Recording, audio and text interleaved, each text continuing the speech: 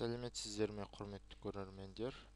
Осы сабақта біз сіздермен PHP тіліндегі айнымалыларды қарастыратын боламыз, және сол айнымалыларға мән береміз.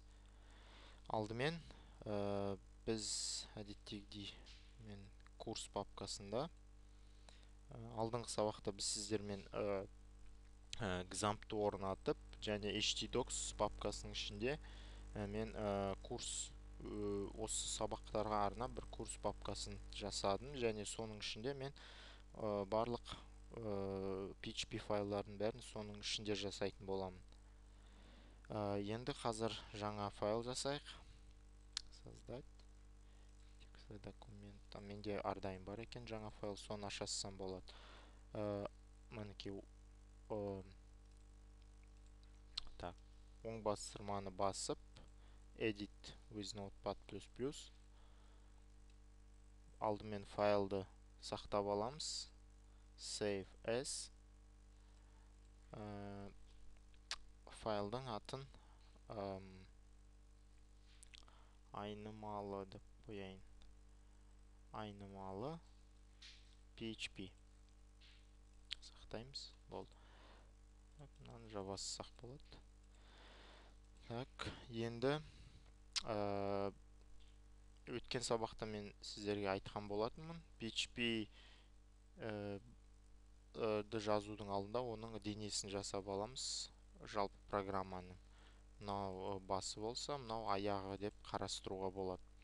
Енді айнымалыны жазар алдында PHP тілінде айнымалылар доллар белгісімен белгіленеді. Мысалға қараңыздар. Мысалы айнымалы бір number, сан деген сөз, сол айнымалыға мен кез келген санның мәнін берейін. Мысалы 7 деген 75 мысалға. Және кез келген айнымалыны жазғаннан кейін нүктелі түрмен біз оны нүктелі түр қоюымыз керек. Енді осыны экранға шығарайық. Экранға шығару функциясын білесіздер. Ол echo. Біз енді жаза саламыз мына жерге. Echo number нүктелі түр сақтаймыз. Енді браузерге барып, осыны ашып көреміз.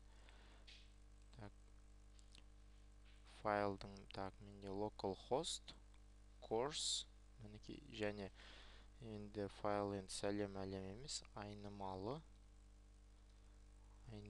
нүкте PHP.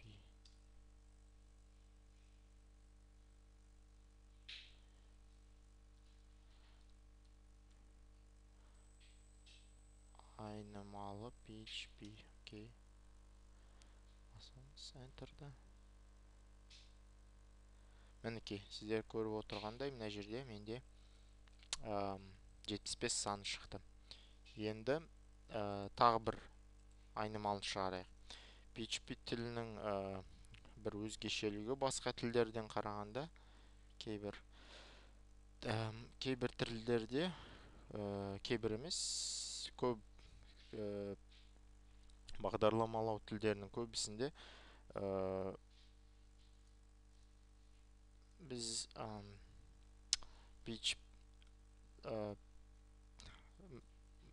кез келген айнымалыға бір мән берсеңіздер, сол мәліметтің түрін анықтау керек. Мысалы, қандай түрлері бар?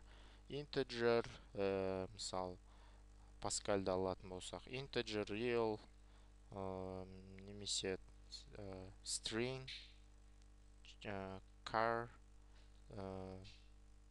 тағы да басқа. Мысалы, ал PHP тілінде ондай мәліметтің түрін анықтаудың қажеті жоқ.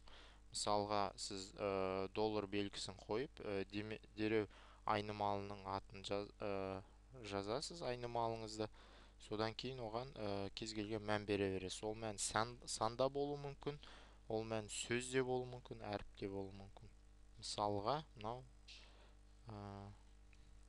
Астана деп қояйын. Енді сақтаймын. Эхо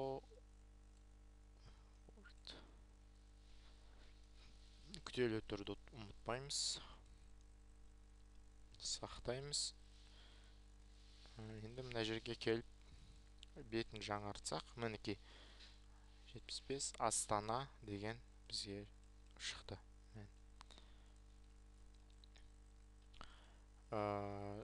Жалпы айнымалыларға қатысты сабақ осымен аяқталды. Тыңдағандарыңыз үшін рахмет. Сұрақтарыңыз болса, менің имейліме жазыңыздар.